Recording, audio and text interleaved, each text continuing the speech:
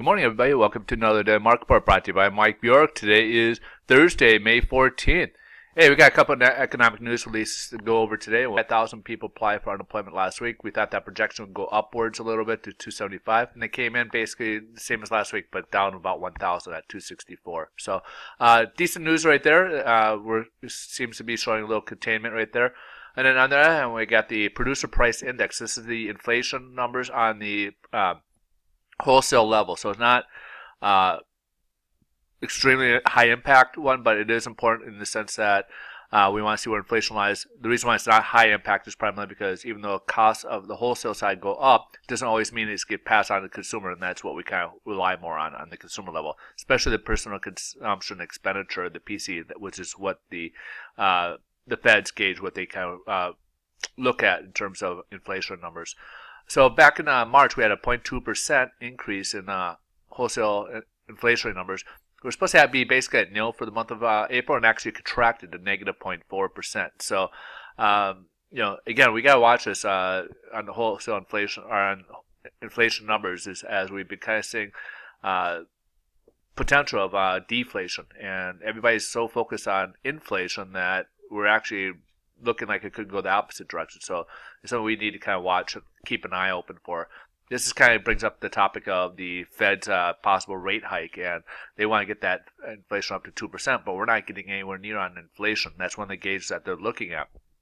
If you're nowhere near 2%, why do you want to raise interest rates and make it go the opposite direction and potentially put us into deflation? So this is something I think they're going to see more coming into the summer discussion about the inflation numbers. So keep your eyes and ears open for.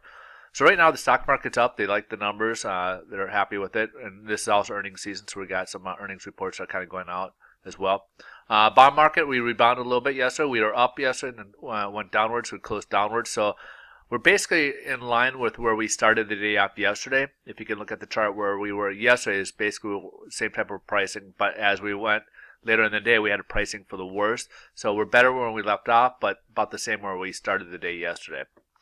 All right, folks. Hey, can I touch on what we talked about before in regards to the new program we came out with, banks for self-employed borrowers? We got the income solutions for self-employed people, where basically instead of using tax returns, we are looking at their 2 years worth of their business bank statements. We take the average deposits and use 50% of that towards income qualifications.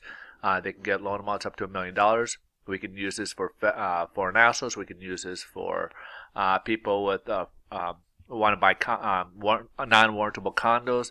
So it's a nice little program that can go out there and really help out. One of the key things with this is that you can't mix W-2 wages or this program. It's all or nothing on this. So let's say, for example, the husband might be self-employed and the wife might be W-2'd. We can't use the wife's income on this. It's all on this income, on the self-employed borrower's income, or the W-2, which would be a different program. So just kind of give you a heads up on this type of program. All right, folks. Hey, have a wonderful day. Thanks so much for watching, and we'll look forward to seeing you guys tomorrow. Take care.